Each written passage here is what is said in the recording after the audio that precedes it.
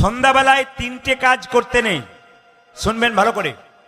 সন্ধ্যাবেলায় খেতে নাই, সন্ধ্যাবেলায় শুতে নাই, আর সন্ধ্যাবেলায় স্বামী স্ত্রীর সঙ্গ বা মিলন করতে নাই। বইটার নাম কি? যম সংহিতা। ভালো করে শুনে নেবেন কথাগুলো, জীবনে কাজে লেগে যাবে। আমার গুরুজি বলতেন, গরু যখন খাবার খায় তখন খুব তাড়াতাড়ি খেয়ে নেয়, তারপর খাবারগুলোকে জাবর কেটে কেটে আস্বাদন করে।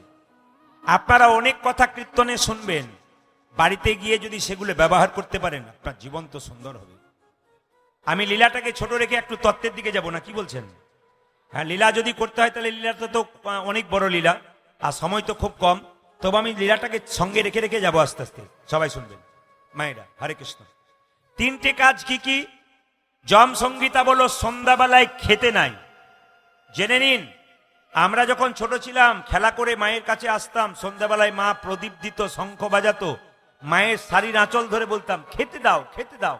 মা বলতো চুপ কর, বস, একটু পরে দেবো, সন্ধ্যাটা পেরিয়ে যাবে। মা তো তখন বই পড়ে নাই, কিন্তু প্রাচীন লোকেরা ওগুলো জানতো। আমরা এখন বই পড়ে জানতে পারছি কোন বইতে বলা আছে যম সংহিতা। সন্ধ্যাবেলায় কেউ যদি খায় তার শরীরে ব্যাধির জন্ম হয়।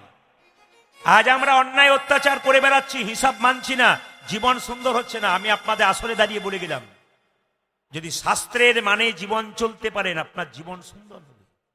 এই জীবন বিশৃঙ্খলা হবে না, আপনার সংসারের ছেলে মেয়ে সুন্দর হবে, আনন্দে পরিপূর্ণ হবে আপনার সংসার, যদি জিনিসগুলোকে ব্যবহার করতে পারেন। সন্ধ্যা পেরিয়ে যাবে, অসুস্থ ব্যক্তি যদি হয় তিনি খেতে পারেন। যিনি সুস্থ ব্যক্তি, সমর্থ ব্যক্তি তিনি কিন্তু খাবেন না। 2, সন্ধ্যাবেলায় ঘুমাতে নেই।